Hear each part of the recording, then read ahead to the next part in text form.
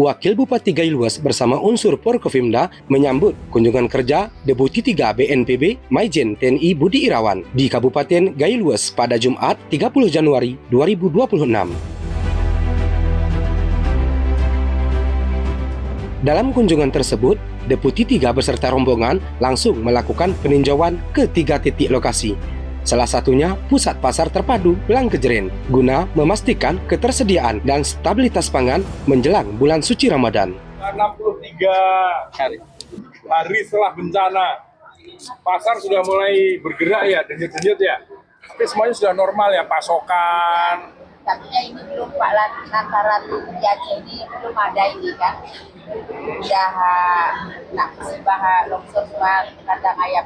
Jauh ambil dari sana, dari Riau. Ambil dari Riau? Ya, dari Riau sekarang ambil jauh.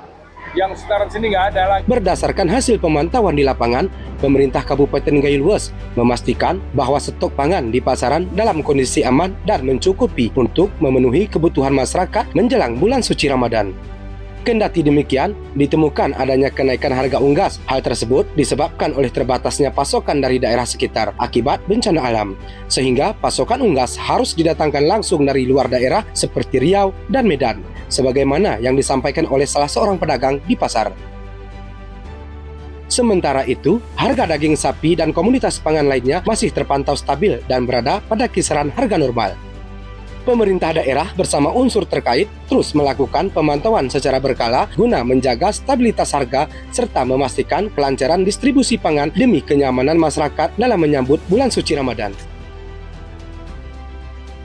Selanjutnya, rombongan mengunjungi salah satu sekolah untuk memastikan bahwa proses belajar mengajar di Kabupaten Gailues tetap berjalan normal pasca bencana, serta berlangsung aman dan kondusif bagi para siswa dan tenaga pendidik.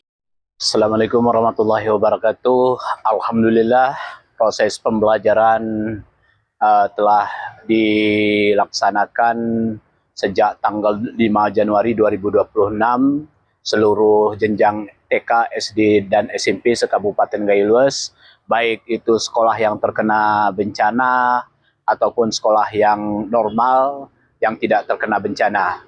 Kemudian walaupun sekolah yang terkena bencana menggunakan tenda darurat, di bawah tenda proses pembelajarannya, maka tidak mengurangi rasa semangat daripada guru dan siswa untuk melaksanakan proses belajar mengajar demi untuk menuju masa depan yang lebih cemerlang di kemudian hari. Kemudian mungkin dari sisi keterbatasan ini, proses belajar mengajar bagi sekolah yang menggunakan tenda itu belum pelaksanaan maksimal karena mungkin dengan keterbatasan sarana prasarana. Terima kasih. Assalamualaikum warahmatullahi wabarakatuh. Anak-anak ya belajar yang rajin ya. Oke, sukses selalu.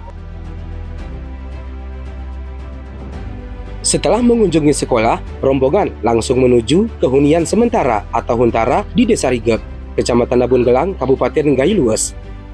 Hunian sementara tersebut saat ini terus dikebut kesiapan pembangunannya oleh pemerintah daerah guna memastikan dapat segera dihuni oleh masyarakat terdampak sebelum memasuki bulan suci Ramadan. Diharapkan dengan langkah cepat dan sigap dari seluruh unsur pihak terkait, proses pemulihan dapat berjalan optimal sehingga Kabupaten Gailues mampu pulih lebih cepat, bangkit dan menjadi lebih kuat.